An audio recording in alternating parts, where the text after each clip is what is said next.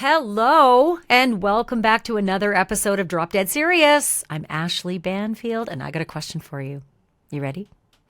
How would you like it if you were asked to stand up in front of a room full of strangers and answer a whole bunch of questions about sex?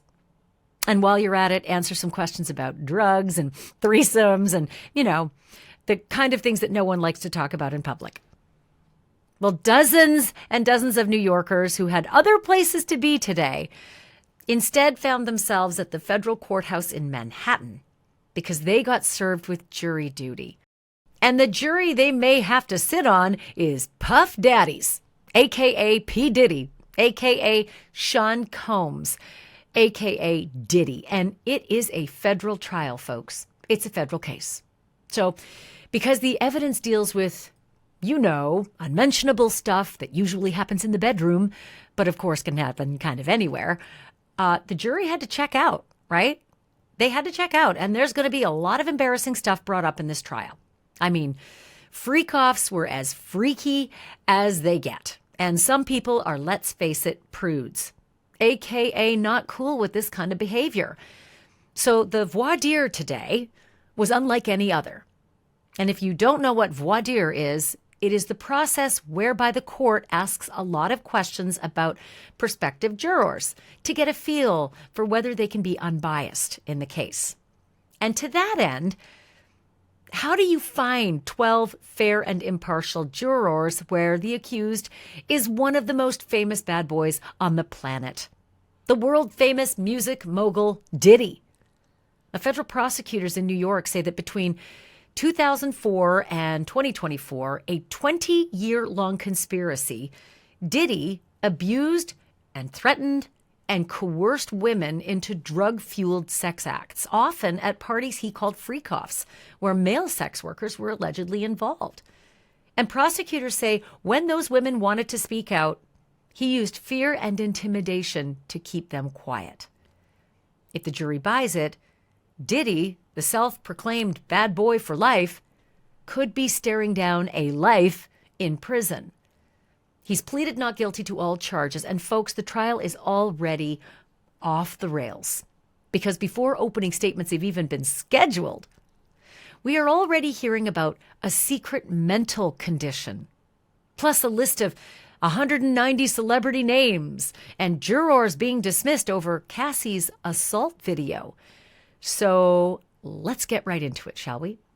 For a man known for commanding every room he walks into, today he was at the mercy of one room he cannot control. And let's just say that it was not the famous Met Gala, which is happening right down the street in New York City. A gala where he has been a headliner for years among celebrity A-lister beyond celebrity A-lister. No. On this day, Diddy was in federal court, not at the museum with all the fancy people. And Diddy was not in his usual flashy attire either. He walked in wearing a navy sweater, a white shirt, and glasses. No chains, no entourage, no swagger. Reports and sketches from inside that courtroom depict a Diddy that we have never seen.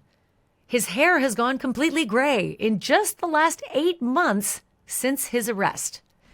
And let me put it to you this way.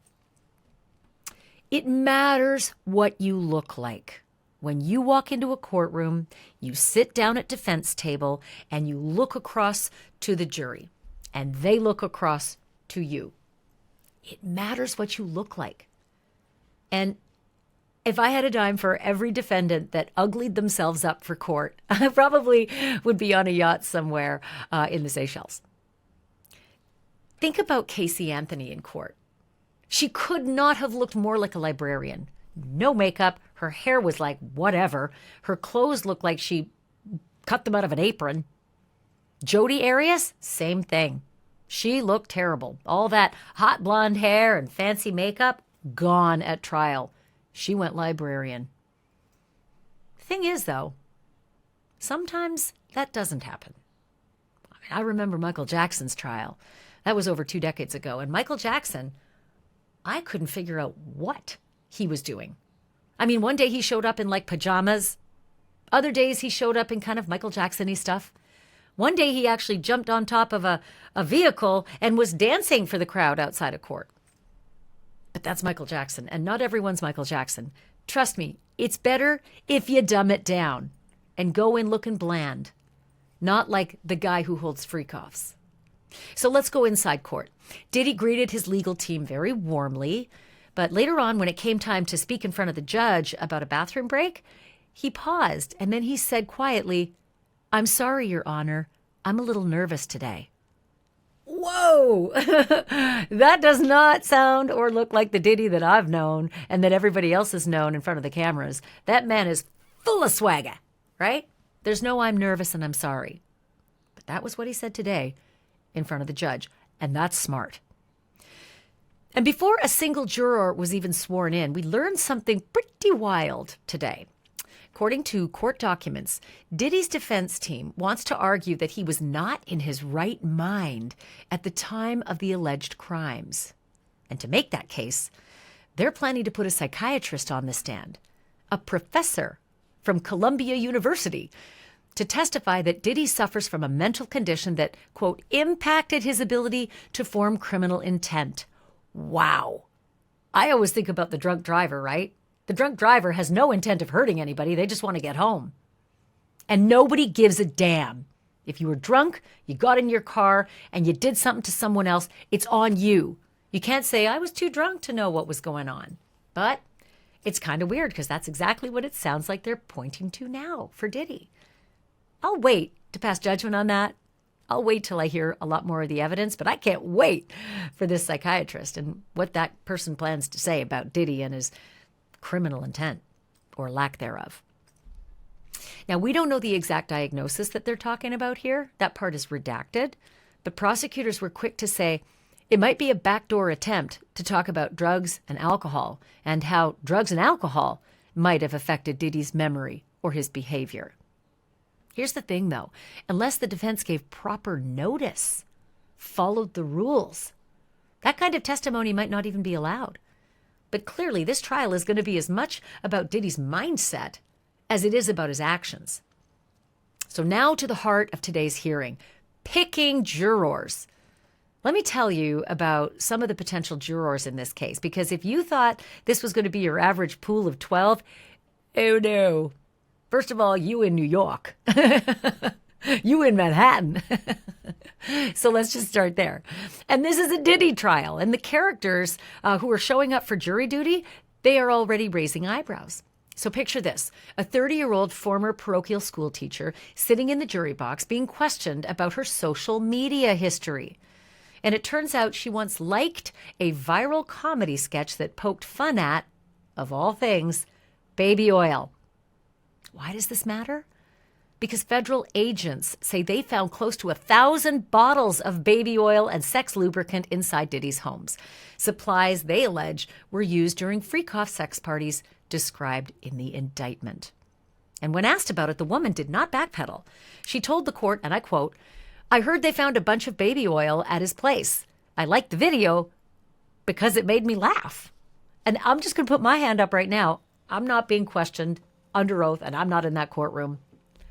But I have laughed at a lot of posts and a lot of the late night comedians who have had no shortage of content for their shows and for their feeds about baby oil being seized during these raids. I mean, it was kind of like top of the charts when it happened, and it still is.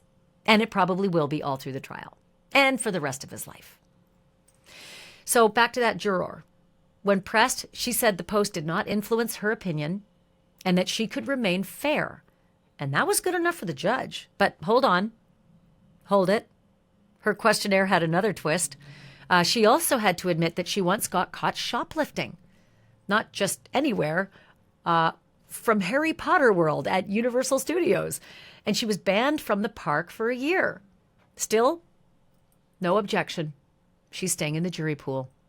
And she's not the only one with a complicated past.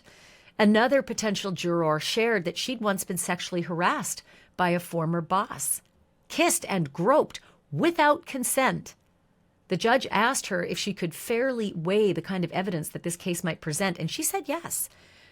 So far, she is still in the running. And that, to me, is surprising because this case is about a lot of that, right? And if it's happened to you, you probably aren't happy about it. So we'll see how long she stays in the running.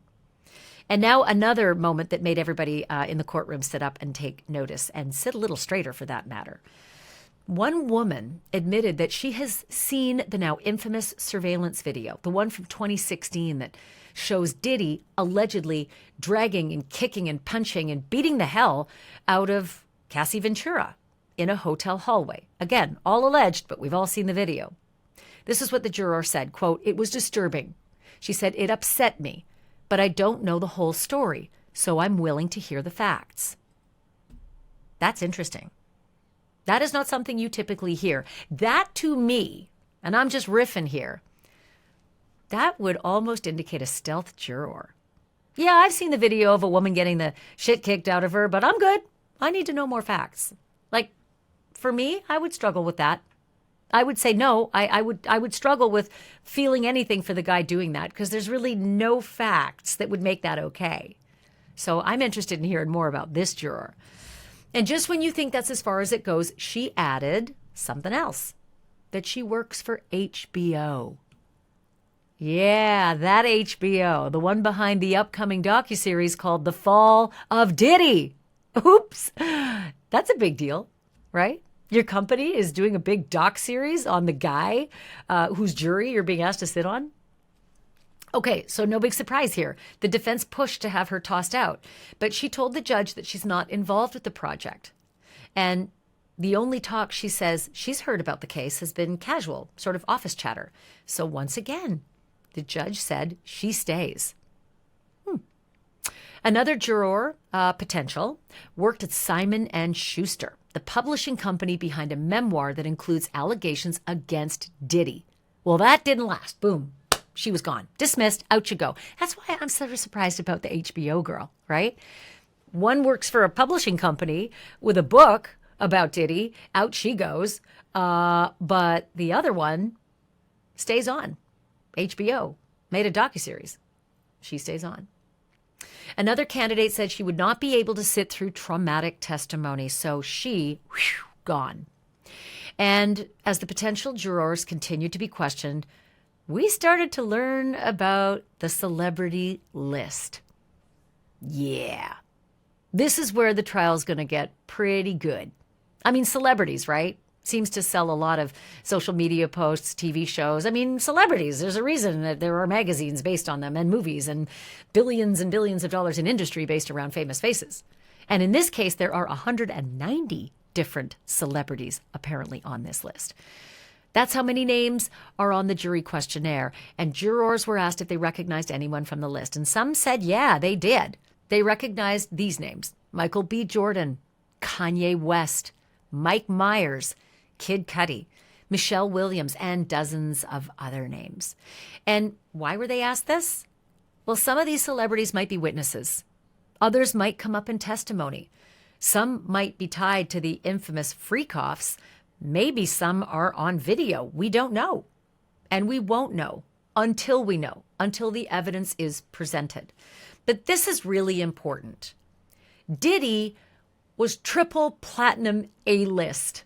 And he had friends in every corner of stardom. His parties were famous and they were infamous. And everyone was there. Like everyone. Anybody on an A-list. There were hundreds of people who partied with Diddy, and many of them innocently so. So there will be plenty of celebrities whose names probably come up during this trial, and lots of them will have nothing to do with the racy stuff. So keep an open mind until you hear the evidence.